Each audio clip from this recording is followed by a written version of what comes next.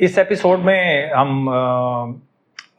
Moving average और RSI को discuss करेंगे। टीकेटी को हम डिस्कस कर रहे हैं कि हम टीकेटी की स्ट्रेटजी को पूरा मैं आपको एक्सप्लेन कर रहा हूँ। ये है बिगिनर्स के लिए, ठीक है ना।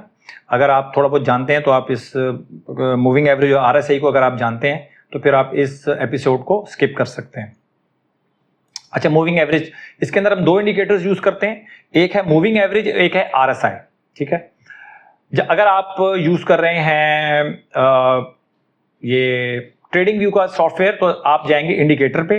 इसमें एक प्रॉब्लम ये है कि जब आप फ्री यूज करते हैं इसको तो ये आपको दो इंडिकेटर देता है, ठीक है। तो इसमें मैंने एक जुगाड़ मुझे मिल गई है। तो जुगाड़ क्या है इसके अंदर? जुगाड़ ये है कि मूविंग एवरेज आप लिखेंगे, मूविंग एवरेज, मूविंग लिखेंगे ना, इसके अंदर मूविंग लिखेंगे तो नीचे आ रहा होगा ये 50, ये देखें 50 एंड 200, ठीक है। अब इसमें आपकी दो लग जाएंगी, दो मूविंग एवरेजेस आपकी चार्ट के ऊपर लग जाएंगी, ठीक है। तो यहां पर मैंने इसको क्लिक किया, तो ये एक मैंने क्लिक किया तो सॉरी, ये दो दफा मुझे लग रहा है क्लिक हो गया, ठीक है। ये देखें यहां पर इस जगह पर आप देख लेंगे ये आपकी मूविंग एवरेज एक लग गई, ठीक है। इसमें मूविंग एवरेज 50 एंड 200 लग गई। और इसको हम जाके थोड़ा बहुत चेंज भी कर सकते हैं। चेंज कैसे करेंगे? इसको आप यहाँ पर इसकी सेटिंग के बटन को प्रेस करेंगे तो यहाँ पर इसके कलर्स आ जाएंगे। सबसे पहले 200 के कलर को हम चेंज करते हैं। मैं इसको रेड रखता हूँ हमेशा, थोड़ा सा इसको थोड़ा सा आप इसको थिक कर दें। और इसके बाद जो 50 की मूविंग एवरेज है, इसके इनपुट को हम चेंज करेंगे, इसको हम कर देंगे 45 और इसको हम ओके करेंगे। दोबारा सेटिंग पे जाएंगे, स्टाइल में जाएंगे तो जो 50 वाला जो है, जो 50 का जो कलर है उसको हम ब्लू कर देंगे, थोड़ा सा इसको भी हम थिक कर देंगे ताकि आपको नजर आए। ये हमारी दो लाइंस लग गई हैं इसके अंदर। जो रेड जो लाइन है ये 200 की मूविंग एवरेज है और जो ब्लू लाइन है ये 45 की मूविंग एवरेज। अब मूविंग एवरेज क्या होता है? मूविंग एवरेज का मतलब होता है, जैसे फर्ज कर लें मैं आपको 3 दिन की सेल्स बताता हूँ। पहले दिन की सेल्स हैं, अगर मैं लिखूंगा ना तो टाइम ज़ाया होगा, आप खुद लिख लीजिएगा।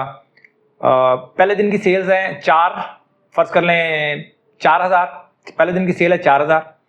मैं यहाँ पे लिख लेता हूँ, नीचे आप लिख लीजिएगा। पहले दिन की सेल है 4000, दूसरे दिन की सेल है 2000, तीसरे दिन की सेल है 2000, उसके बाद चौथे दिन की सेल हुई 1000। तो ये हमारी सेल बनती है टोटल 9000। और मैं अगर आपसे पूछता हूं कि मेरी 4 दिन की एवरेज मेरी सेल्स क्या है, तो आप 9000 डिवाइड बाय 5 करेंगे और मुझे बता देंगे ये आपकी सेल्स है। बट एक और दिन आया और उस पर 1000 और ऐड हो गए, तो ये जो पहला 4000 था इसको आप हटा देंगे। मूविंग एवरेज अगर आप यूज कर रहे होंगे, मूविंग एवरेज का मतलब होता है कि जो पहले जो 4 डेज थे, अब जब मेरे 4 दिन की मैं एवरेज पूछूंगा तो 2 2 4 2 6, ये 6000 बनेंगे। 6000 डिवाइड बाय 4, पहले में 9000 डिवाइड बाय 4 था, मैंने 5 लिखा है शायद, और दूसरे में 6000 डिवाइड बाय 4, ये हमारी मूविंग एवरेज होती है। 45 डेज की मूविंग एवरेज का मतलब होता है लास्ट 45 डेज के क्लोजिंग को आप प्लस करें, डिवाइडेड बाय 45 करें, तो वो आपकी मूविंग एवरेज आ जाती है, ठीक है। हर दिन एक दिन पीछे जो सबसे पहला जो ओल्ड डे होता है वो निकल जाता है, तो नेक्स्ट डे आप कवर हो जाता है। तो 45 डेज और 200 के भी यही है कि लास्ट 200 डेज की क्लोजिंग को आप ऐड करें, डिवाइड करें 200 से, तो आपकी मूविंग एवरेज आ जाती है, ठीक है, लास्ट 200 डेज की। और अगर एक दिन गुजर जाएगा तो जो पहला होगा दिन वो उसमें से लेस हो जाएगा, माइनस हो जाएगा, और जो बिल्कुल लेटेस्ट डे होगा वो उसके अंदर ऐड हो जाएगा। होंगे 200 डेज ही, ठीक हो गया। ये हमारी मूविंग एवरेज हो गई, ये हमने मूविंग एवरेज लगा दी। और दूसरा है जी हमारी आरएसआई। आरएसआई एक ऑसिलेटर है, ये इंडिकेटर के उसमें खाने में आता है, लेकिन है ये ऑसिलेटर, इसको आप इंडिकेटर भी बोल दें, कोई इशू नहीं है। ये इसकी जो फिगर है ये 1 to 100 रहती है, ये 1 to 100 के सेंटर में ये ट्रेवल करती है। और इसके फार्मूले की तरफ आपने नहीं जाना। फार्मूला अगर आपने सीखना है तो आप गूगल पे जाएं, इसका फार्मूला सीख लें। फार्मूला सीखने का आपको कोई फायदा नहीं होगा, सिर्फ आपने ये देखना है कि वर्क कैसे करता है, ये काम कैसे करता है, ठीक है। हम इसके जाएंगे, अच्छा आरएसआई इंडिकेटर में आप जाएंगे, मैं इसको यहां से डिलीट करता हूं। डिलीट किया मैंने, RSI लिखा, तो यहाँ पे लिखा हुआ आ रहा है रिलेटिव स्ट्रेंथ इंडेक्स। सिर्फ रिलेटिव स्ट्रेंथ इंडेक्स आपने लगा लेना है और इसकी बाकी तमाम चीज़ें आपने सेम रखनी है। इसकी अगर आप सेटिंग में जाएंगे आपने तमाम चीज़ें इसकी सेम रखनी है। इनपुट में जाके आपने सिर्फ जो इसका जो है स्टाइल, जो है स्टाइल में जाके RSI अपर ट्रेंड जाके वो 60 कर देना आपने, पहले 70 था, और RSI लोअर बैंड को आपने कर देना है 40। सिर्फ ये आपने चेंज करना है इसके अंदर। ये आपका RSI रेडी हो गया है फॉर एनालिसिस। ये है जी हमारा मूविंग एवरेज और RSI।